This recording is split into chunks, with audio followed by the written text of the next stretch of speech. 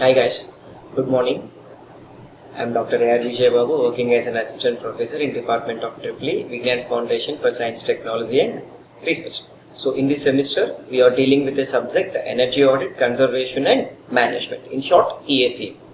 Previously we have seen different topics, and now let's in this video let's concentrate on a topic called energy conservation. Right? So what is energy conservation? As we can see here, it's a small quotation. We did not inherit the earth from our parents. Rather, we borrowed it from our children. So, we should not take earth for granted. We should not take it as an inheritance from our parents. We have just borrowed it from our children, and we need to give our children fresh air and fresh atmosphere to breathe in. So, we need to conserve the earth. Right? So, coming to the objectives of this today's class, we are going to learn what is an energy conservation. Then we will see what are the different aspects of energy conservation. What is the need to save the energy that we are going to emphasize in this lecture. And then we will see different energy conservation opportunities. And finally, we will talk about some of the energy instruments. And finally, we end up with a tutorial problem on energy conservation. So, what is an energy conservation? So, energy conservation implies reduction in energy consumption without compromising on quality or lowering the quantity of production. So, conservation is nothing but saving the energy, but it doesn't mean that we have to reduce our quality as well as the quantity. Right? So, the two constraints here in the energy conservation is we have to reduce the energy consumption in such a way that we should not compromise on the quality of the products as well as the quantity of the products which we are producing. That is nothing but the energy conservation.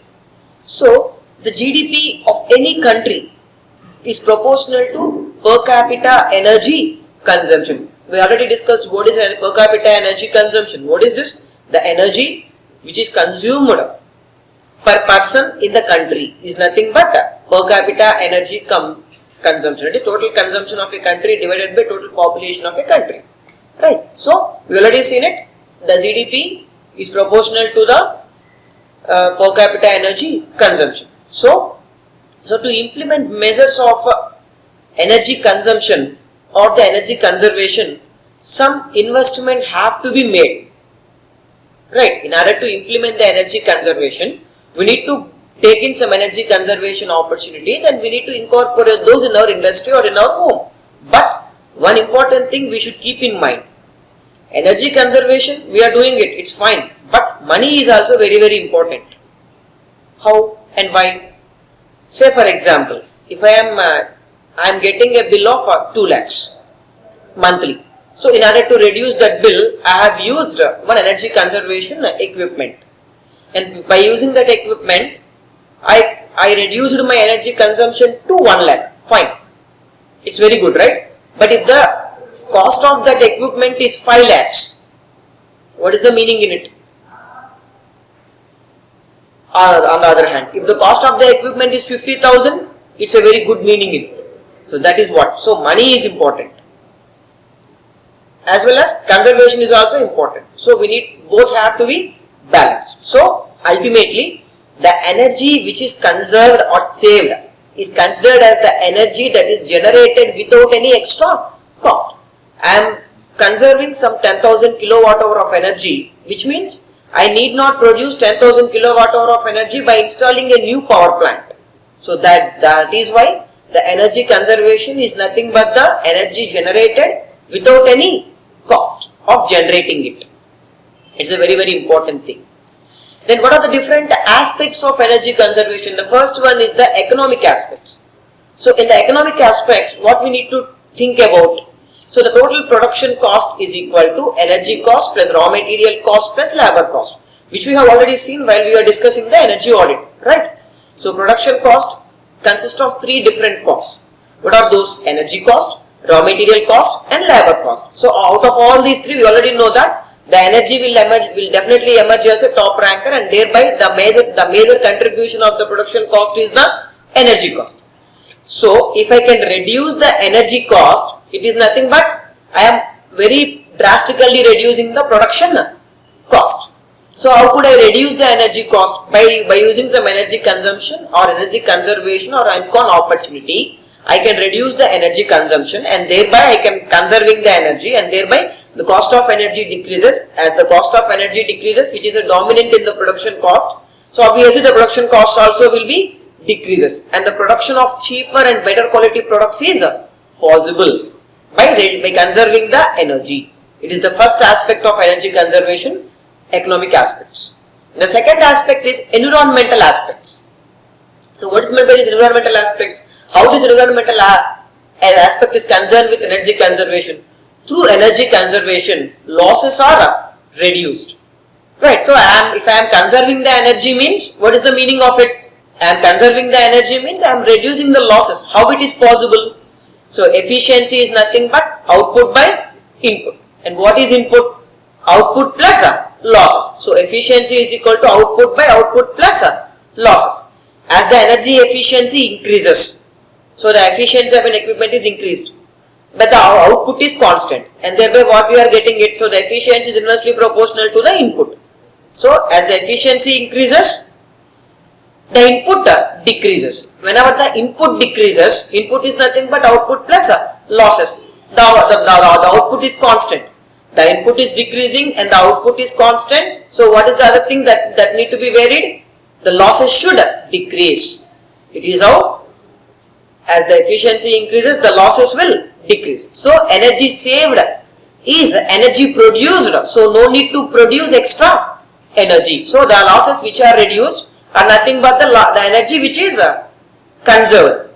The energy which is conserved is nothing but energy which is produced without producing it by keeping the extra capital cost. So whenever the losses are decreased, the input is decreased. Whenever the input is decreased, the emission resulting from that extra energy production is reduced. The emission which is resulting from that extra energy production is reduced. Say, take an example. Say for example, my efficiency is 25%, then my input is 50 kgs of coal. My efficiency is increased to 30 or 40%, then the number of kgs of coal which I am using at the input side will be reduced to 10 kg. Previously it is 50 kg, now it came to 10 kg. So 40 kg. So is reduced, which means I am reducing the emission from that 40 kg of coal consumption, which is nothing but an environmental aspect. So if I conserve the energy, the efficiency will improve. If the efficiency improves, the input decreases. Whenever the input decreases, then there is no need to generate the extra energy. The extra energy is not generated, then the emissions which are resulting from that extra energy generated will be reduced. It is how the thing will work out.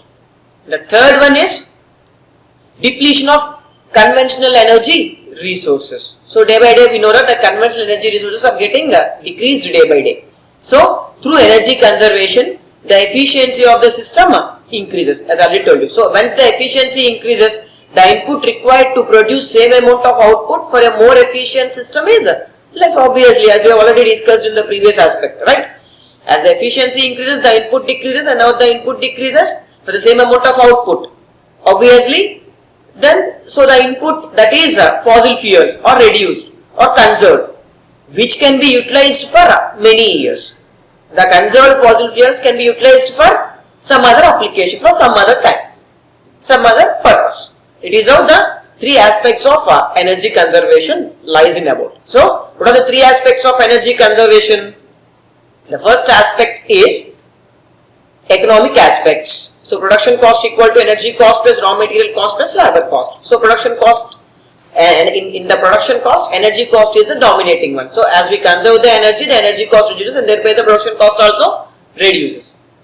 And the next one is the environmental aspects. So, when you save the energy, the losses are reduced. When the losses are reduced, there is no need to produce more amount of energy. And whenever there is no need to produce more amount of energy, the emission resulting from that amount of energy which we need to produce if there is no energy conservation is reduced. And the third aspect is the depletion of conventional energy sources, which means as the energy efficiency increases, the losses decreases.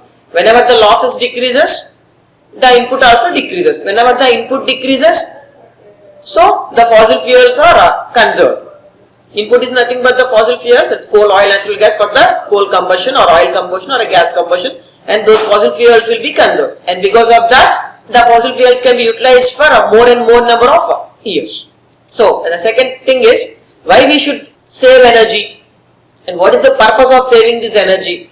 By saving energy, you are helping to save the world's energy resources like gas, oil, water, and you are also saving money on your utility bills. So what is the meaning of it?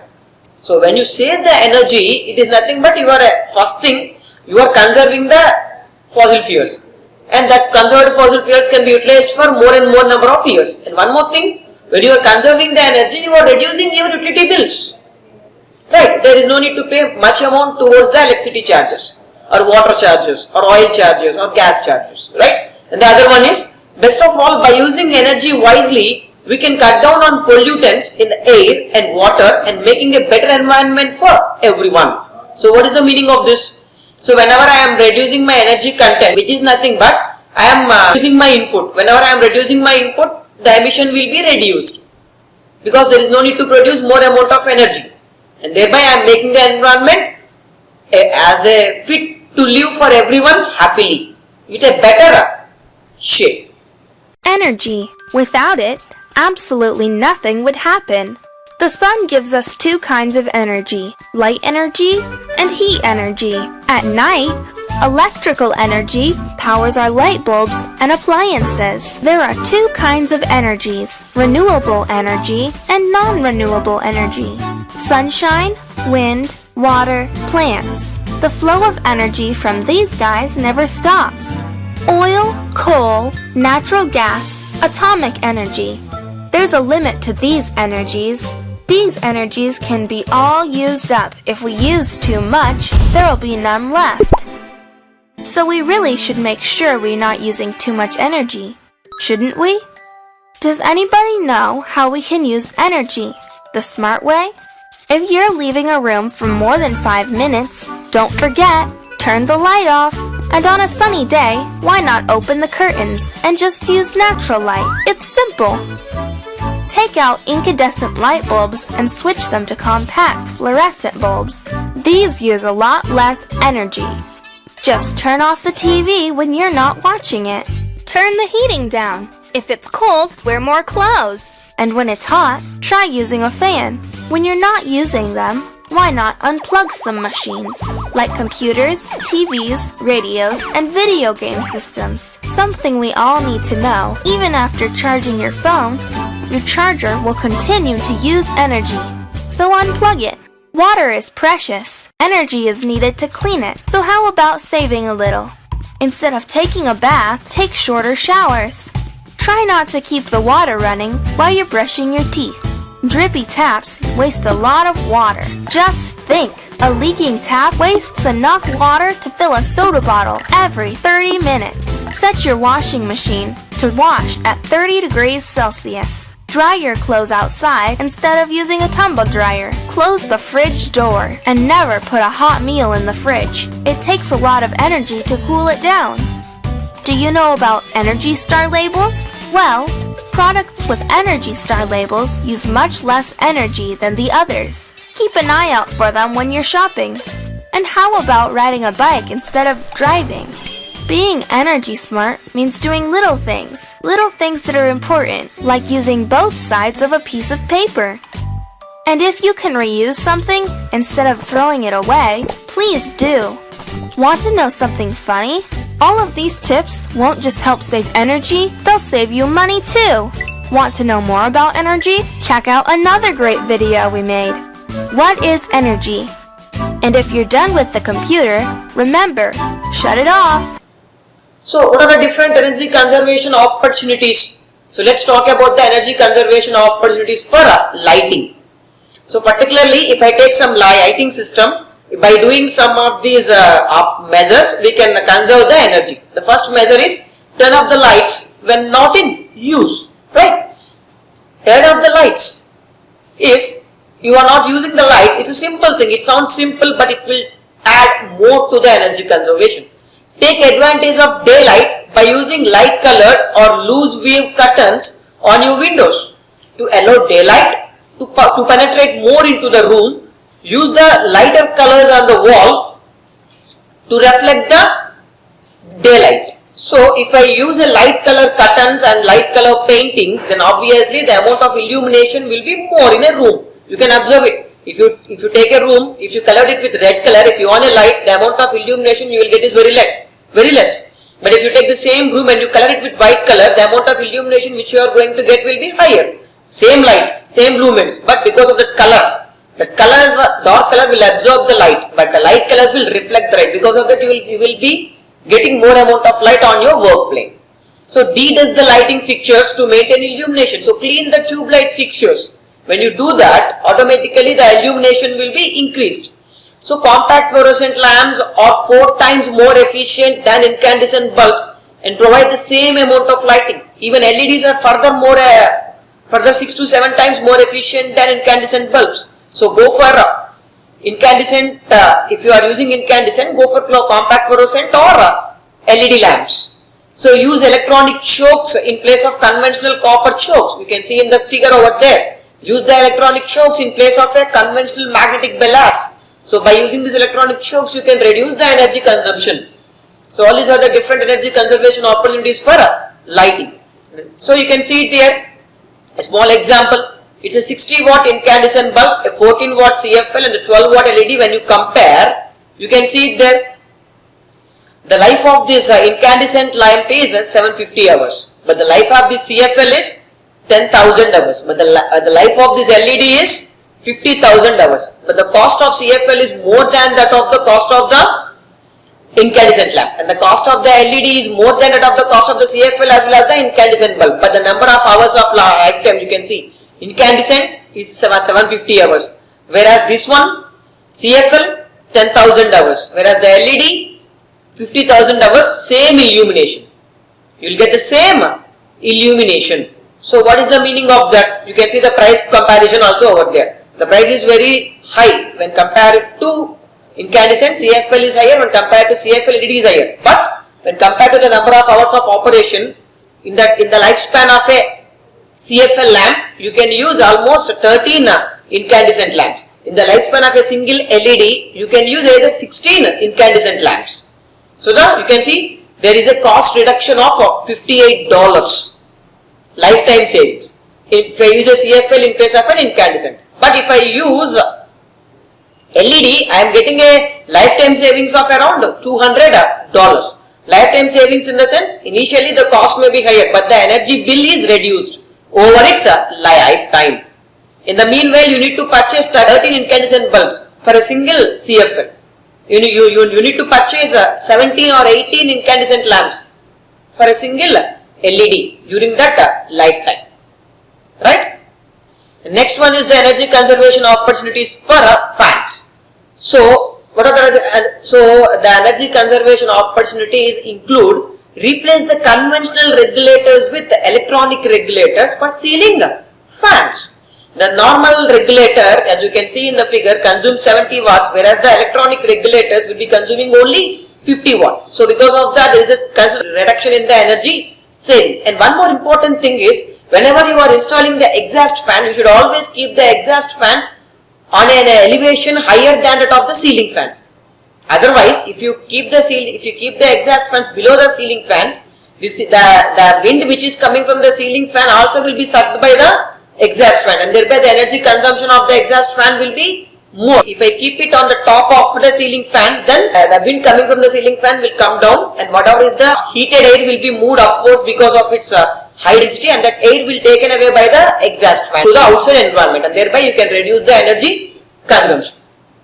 The next one is the energy conservation opportunities in electronic devices. So you can see simple switch off the powers when the TV and the audio systems are not in use, because a standby or an idle operation leads to a power loss of 10 watts per device. If I switch on TV or AC or any cooler or fridge or anything like that, what happens if if it is not working, if I am keeping the switch on or plug-in devices, even though you are not using the TV, it automatically consumes 10 watts of power per device.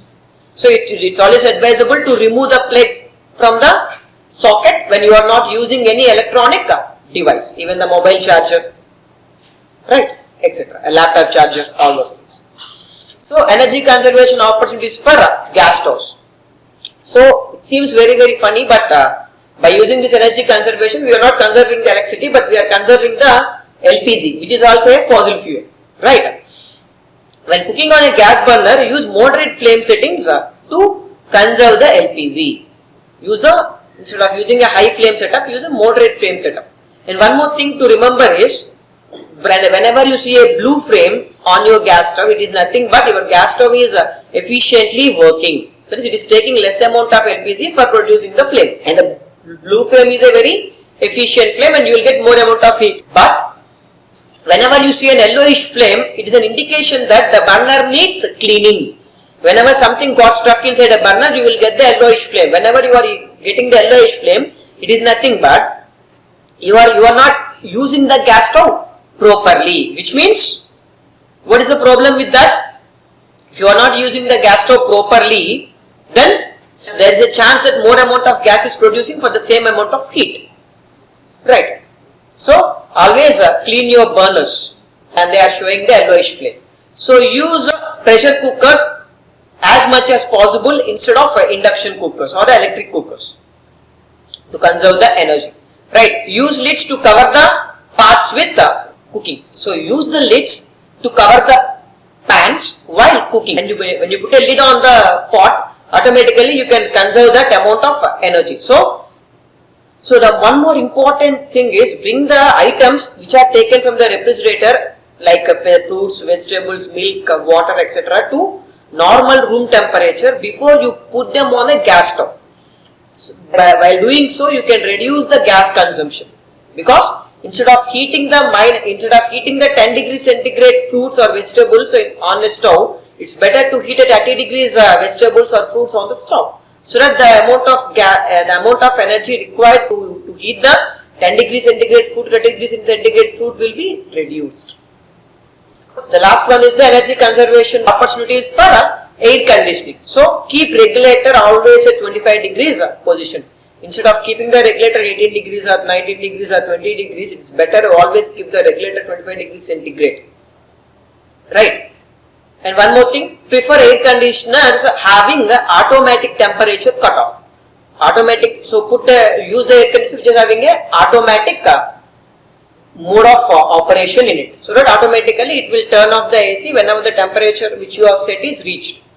So operate the ceiling fan in conjunction with the window air conditioner to spread the cooled air more efficiently throughout the room, and operate the air conditioner at high temperatures like at 25 degrees centigrade. So seal the doors with windows properly.